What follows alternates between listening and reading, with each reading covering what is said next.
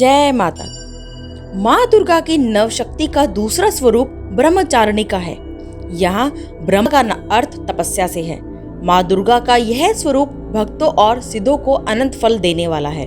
इनकी उपासना से तप, त्याग, वैराग्य, सदाचार और संयम की वृद्धि होती है। ब्रह्मचारिणी का अर्थ तप की चारिणी यानी तप का आचरण करने वाली।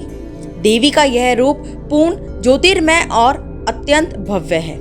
इस देवी के दाएं हाथ में जप की माला है और बाएं हाथ में यह कमंडल धारण किए है। पूर्व जन्म में इस देवी ने हिमालय के घर पुत्री रूप में जन्म लिया था और नारद जी के उपदेश से भगवान शंकर को पति रूप में प्राप्त करने के लिए घोर तपस्या की थी।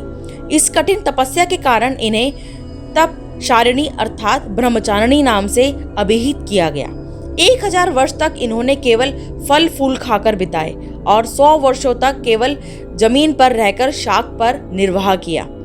कुछ दिनों तक कठिन उपवास रखे और खुले आकाश के नीचे वर्षा और धूप के घोर कष्ट सहे। 3000 वर्षों तक टूटे हुए बिल्व पत्र खाए और भगवान शंकर की आराधना करती रही। इसके बाद तो उन्होंने सूखे बेलपत्र खाना भी छोड़ दिया।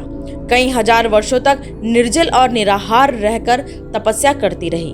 पत्तों को खाना छोड़ देने के कारण ही इनका नाम अपर्णा नाम पड़ गया। कठिन तपस्या के कारण देवी का शरीर एकदम क्षीण हो गया। देवता, ऋषि, सिद्धगण, मुनि सभी ने ब्रह्मचारिणी की तपस्या को अभूतपूर्व पुण्य कृत्य बताया, सराहना की और कहा, हे देवी, आज तक किसी ने इस तरह की कठोर तपस्या नहीं की। यह तुम्ही से ही संभव थी। तुम्हारी मनोकामना परिपूर्ण होगी और भगवान चंद्रमौली शिवजी तुम्हें पति रूप में प्राप्त होंगे। अब तपस्या छोड़कर घर लौट जाओ। जल्दी तुम्हारे पिता तुम्हें बुलाने आ रहे हैं। इस देवी की कथा का सार यह है कि जीवन के कठिन संघर्षों में भी मन विचलित नहीं होना चाहिए। माँ ब्रह्मचारिणी देवी की कृपा से सर्वसिद्धि प्राप्त होती है।